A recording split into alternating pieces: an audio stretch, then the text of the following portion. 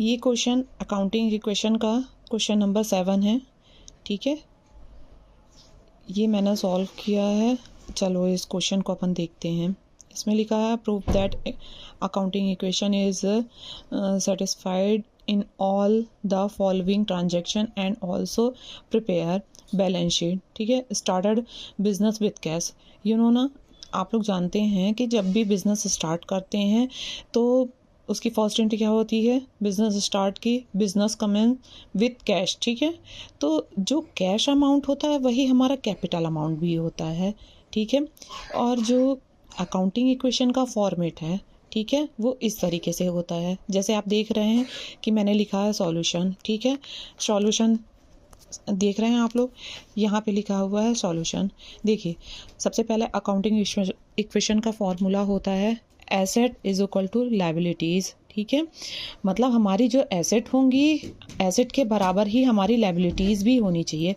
Asset में हमारे क्या क्या आते हैं, कैश आता है, डेप्टर्स आता है, स्टॉक आता है, टाइपराइटर आता है, एंड कई सारी एक्स्ट्रा चीज़ें भी आती हैं, जस्ट लाइक मशीन हो गया, बिल्डिंग हो गई। ठीक है ना, बट जो क्वेश्चन में ही एसेट मेंशंस हैं वही एसेट हम यहाँ पे मेंशन करेंगे। अदरवाइज यहाँ पे बहुत लंबा हमको बनाना पड़ेगा जिसकी की नीड नहीं है। इसलिए जो एसेट इनमें दिए हुए हैं, ठीक है, क्वेश्चन में मेंशन है, उन्हीं एसेट को हमें क्या करना है, क्वेश्चन में मेंशन करना है। जैसे कि क्वेश्चन में डेप्टर्स दिया हुआ है, स्टॉक दिया है, टाइपराइटर दिया हुआ है, तो हमने cash and capital and creditor ये कंपलसरी हैं, इन्हें मेंशन करना ही करना है। बट अलग से डेप्टर्स, स्टॉक एंड टाइपराइटर ये चीज़ें हैं, इसलिए हमने यहाँ पे एसेट में लिखा हुआ है। ठीक है ना, इसलिए asset is equal to liabilities. Assets हमारी क्या क्या हैं, cash plus debtors plus stock plus typewriter is equal to creditor plus capital, ये हमारी लायबिलिटीज़ हैं। क्रेडिटर एंड कैपिटल हमारी लायबिलिटीज़ हैं। ठीक है ना, अब बिजनेस हम स्टार्ट कर रहे हैं तो बिजनेस कमेंस, ठीक है, विथ कैश। तो 1,20,000 रुपीज़ हमारा अमाउंट है। ठीक है ना, कैश का, तो सेम अमाउंट उठ करके कहाँ चला आएगा, कैपिटल में भी। ठीक है, अब न्यू इक्वेशन लिख करके हम एज इट इज़ सारे अमाउंट्स यहाँ पे मेंशन कर देंगे। देन सेकंड है टाइपराइटर। ठीक है ना, परचेज टाइपराइटर फॉर कैश। अब हमने टाइपराइटर कैश में परचेज किया है। ठीक है, कैश में परचेज किया है, इसलिए जो कैश का अमाउंट है, कैश के नीचे ही जो भी हमने आइटम परचेज किया है उस आइटम का अमाउंट माइनस करेंगे। तो हमने टाइपराइटर 8,000 रुपीज़ का परचेज़ किया है, तो टाइपराइटर हमने मेंशन कर दिया यहाँ पे। टाइपराइटर के नीचे हमने टाइपराइटर का अमाउंट मेंशन कर दिया, प्लस हमने कैश में से माइनस किया।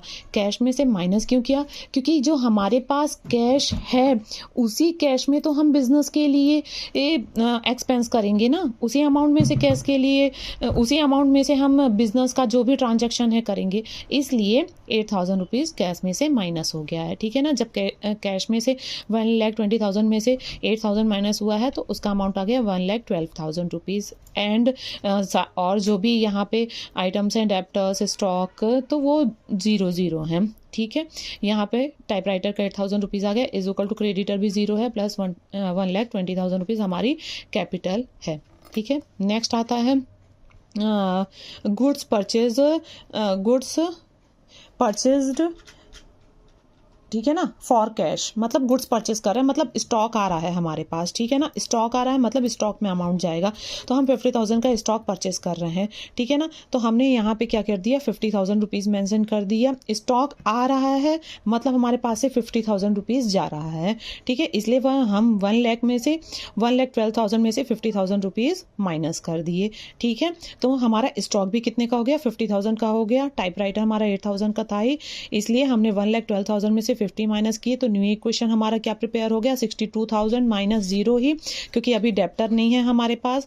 स्टॉक 50,000 का हो गया, प्लस 8,000 का हमारे पास टाइपराइटर हो गया, और टोटल अमाउंट हमारा 1,20,000 हो गया। अब बच्चों, तुम्हारे दिमाग में ये भी आ रहा होगा कि कैश में से हम माइनस कर रहे हैं बट कैपिटल में से अमाउंट माइनस नहीं कर रहे हैं।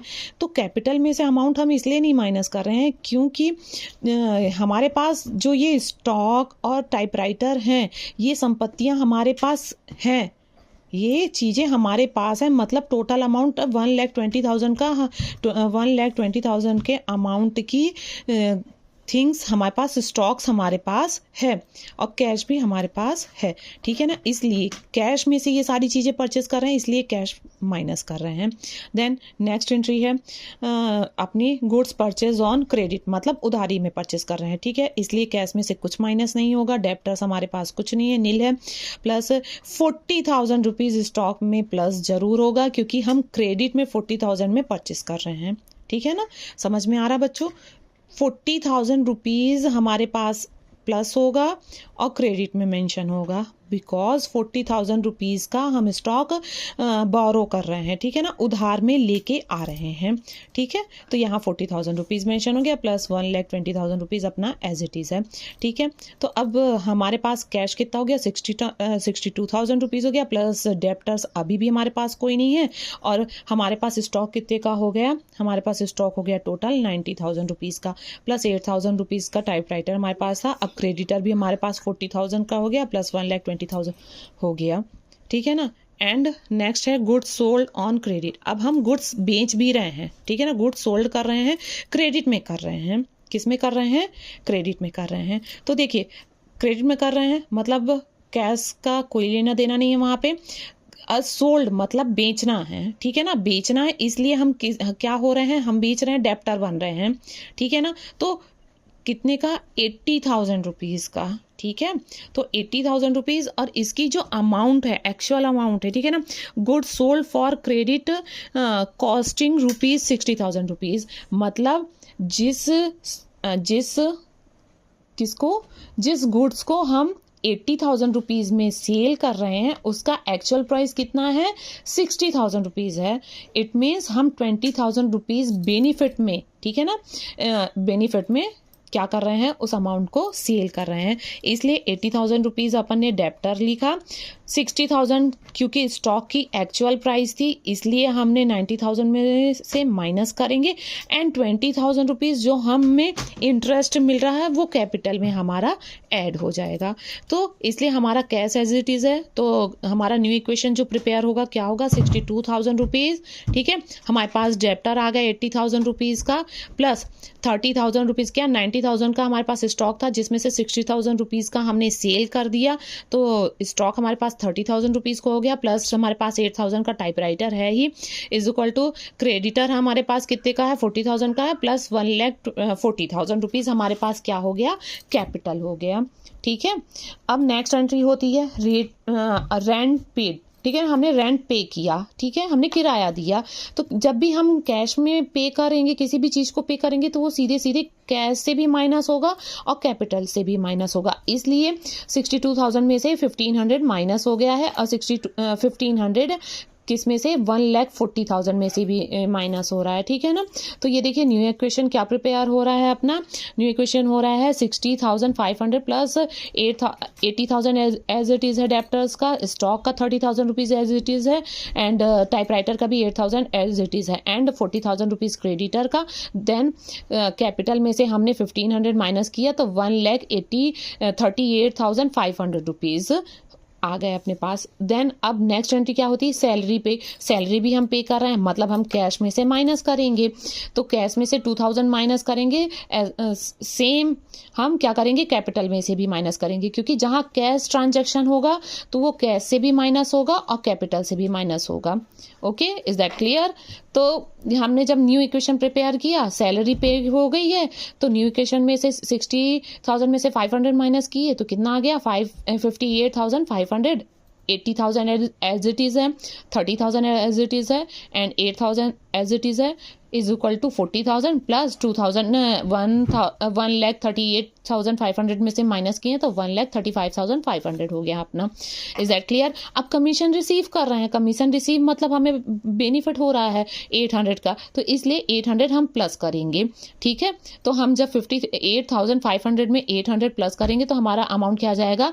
59,300 और यही 800 हम कैपिटल में भी प्लस करेंगे क्योंकि हमारे पास कैश आ रहा है तो यहाँ का भी अमाउंट चेंज चेंज हो जाएगा, बाकी सारे अमाउंट्स एज इट इज रहेंगे। लास्ट एंट्री है withdraw for personal use. Withdraw you know ना कि हम विड्रॉ करते हैं मतलब पर्सनल यूज के लिए निकालते हैं, मतलब हम उसे माइनस करते हैं उस अमाउंट को, ठीक है ना, क्योंकि हमारे पास बिजनेस में जो अमाउंट है उसमें उसी अमाउंट को हम पर्सनल यूज करते हैं तो वो अमाउंट माइनस हो जाता है, ठीक है। वो अमाउंट कैश में से और कैपिटल में से बोथ आइटम से माइनस होता है, ठीक है ना। तो 59,300 में से हमने 5,000 माइनस कर दिया तो हमारे पास न्यू अमाउंट क्या आ गया 54,300। मतलब कि हमारा अब न्यू इक्वेशन टोटल अमाउंट बन रहा है 50। कैश हमारे पास क्या है 54,300 प्लस हमारे पास डेप्टर्स हैं 80,000 रुपीज़ के, प्लस स्टॉक हमारे पास 30,000 का है, प्लस टाइपराइटर 8,000 का है, एंड क्रेडिटर हमारे पास 40,000 का है, एंड 1,32,300 का हमारे पास कैपिटल है। ये 7 नंबर क्वेश्चन है, ठीक है ना। आप एक बार 11th की शिवलाल की बुक से इसे देख करके प्रिपेयर कर सकते हैं, इंपॉर्टेंट क्वेश्चन है। इनमें कोई भी डाउट हो बच्चों तो मुझसे आप लोग बेसिकली पूछ सकते हैं, और आपको जो कोई भी जिस क्वेश्चन में डाउट हो वो आप मुझसे पूछ सकते हैं।